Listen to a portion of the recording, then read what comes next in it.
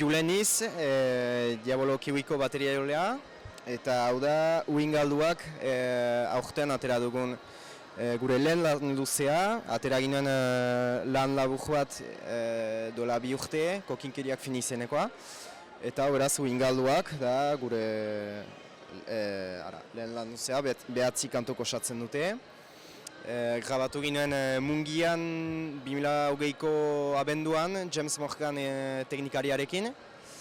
Berak grabatu zituen besteak beste Belako eta Urgatz, Urgatzeko lagunen bidez jo ginen bere gana.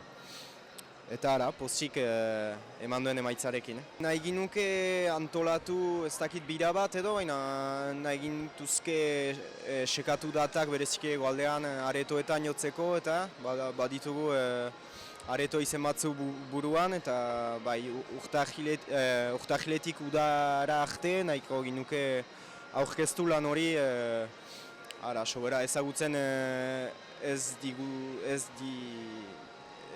ditugunentzat eta ezagutzen ez gaituztenentzat ere, piskat deskurriarazteko gure lana. Presentatzeko egin ginen erresidentzia bat 4 egunekoa, soinu teknikari batekin eta arkiteknikari batekin ere, eta beraz arkiteknikariak bere argi guziak eman ditu kantuaren guk jotzen dugu klaketarekin belagietan, eta beraz argi guziak kalatuak dira, balin bada bateria zerbait argiak segituko du, beraz, denean nahiko ginuke bai areto handiagoetan aurkeztu argiekin emaiteko hori, eta bestela areto txikietan ere hori da.